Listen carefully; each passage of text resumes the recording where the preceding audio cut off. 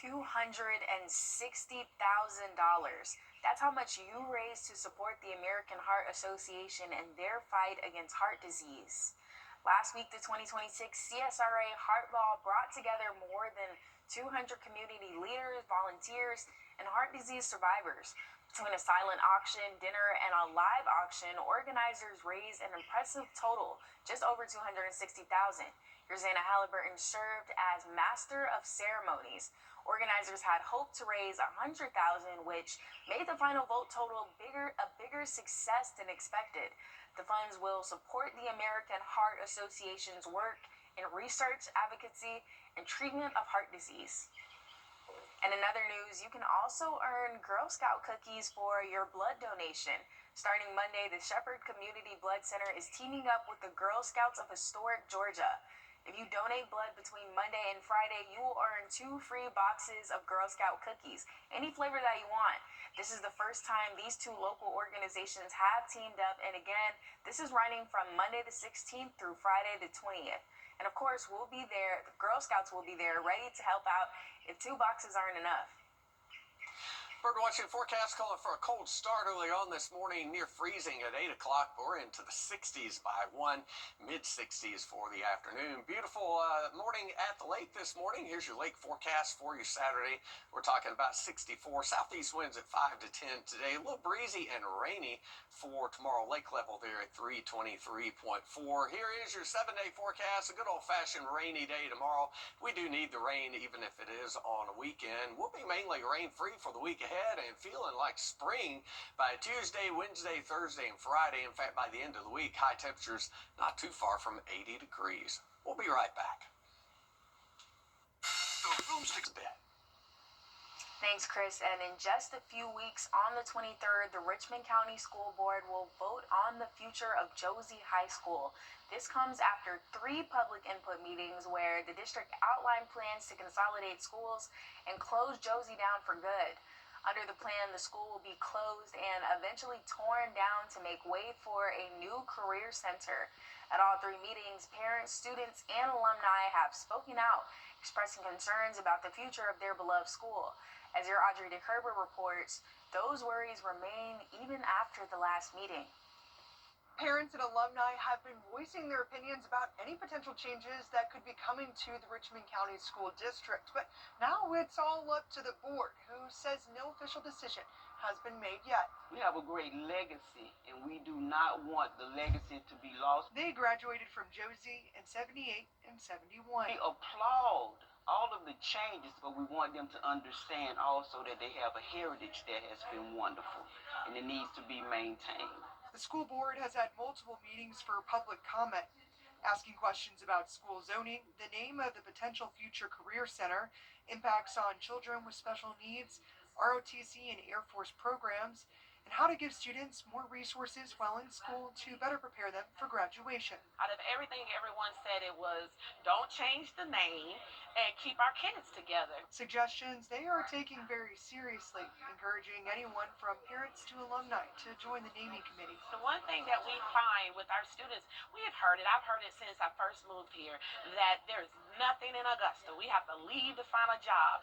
With the businesses that our city is working on bringing in, we want to make sure that our students have a job right here. You don't have to move to get a job. A chance for growth that could make history, with many hoping what already makes it historic is kept. We need staff, and this would be a great opportunity for kids to at least be taught things on a lower level, be able to get a certificate and come out and be nursing assistants or physical therapy assistants or occupational therapy, speech therapy assistants. And I think it's a wonderful thing. In Augusta, Audrey DeKerber on your side. Thanks, Audrey. And again, the Richmond County School Board will meet at 6 o'clock on Monday the 23rd to vote on the master plan. And of course, we will be there to keep you updated with what's decided. And in other news, a special education teacher and softball coach accused of stealing expensive equipment from his high school and a college. This case is connected to a string of thefts that took place between January 4th and the 8th. Mitchell Vaughn is accused of stealing a John Deere utility vehicle, pitching machines, a cargo trailer, and expensive construction equipment. The items were taken from Jefferson County High School and Okanee Fall Line Technical College. Authorities say surveillance footage showed Vaughn's truck carrying the stolen equipment, helping tie him to the thefts. Vaughn is on leave from the school district while the investigation continues, and he's also suspended from his duties as a volunteer firefighter in Louisville. And now to an update regarding a Lakeside High School teacher suspended. And we're on your side with new details about the long-promised water park proposed for South Augusta. The city has set aside $5 million in taxpayer money to help jumpstart the project, but commissioners say Augusta is not planning to build it on their own. Instead, they're looking for a private company to provide remaining funding and run the park. The city administrator says Destination Augusta has been gathering proposals and plans to meet with potential developers tomorrow. While the water park at Diamond Lakes is still in the planning stages, changes are already underway at the park. Your city government reporter Sydney Hood reports from Diamond Lakes. Well, with some South Augusta neighbors asking for an update to that proposed water park, we wanted to come out here and get a look at some other projects neighbors have been asking for updates on and have been asking commissioners to improve on, starting here at Diamond Lakes with some new shaded areas that are currently under construction right now. Diamond Lakes Park is the place neighbors say should be thriving. A lot of space, a lot of opportunity. Frank Howard pushed commissioners for months. Because South Augusta is hungry. We're hungry for some change, for some improvement, for something coming to South Augusta. Frank showed us some of the progress in the park. Oh, it's much better. Look much better. 3 new shade areas under construction. And this is only the beginning. And he's not the only one pushing for updates on projects in the area. It's not for me, because at my age, I'm kind of, looking at the rocking chair. But I'm thinking about how it could really help Augusta grow. Melvin Ivy is talking about the $5 million set aside to help jumpstart the proposed water park, which was approved by voters in 2021. I think Diamond Lakes is the ideal location, and here's my reasoning. Is because Diamond Lakes is over 250 acres, and all you need is, depending on the size.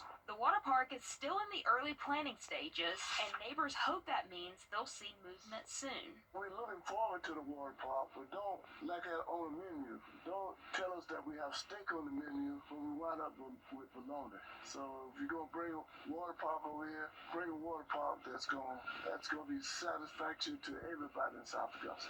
Not only South Augusta, but whole Richmond County. And of course, we will continue following this, bringing you updates as the city administrator meets with Destination Augusta tomorrow about that proposed water park. And again, we're going to stay on top of this because, as you can see right there, there are several neighbors who are asking about it because South Augusta is hungry. You just heard it. Thanks, Sydney. And happening now, your donation to the Aiken Salvation Army could have double the impact.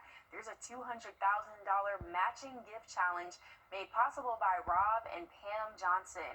For every dollar the Salvation Army of Aiken receives, the Johnsons will match it 100%. And all of the donations will support local programs helping people in Aiken, Allendale, Barnwell, and Edgefield County. We posted a link on our website if you want to donate.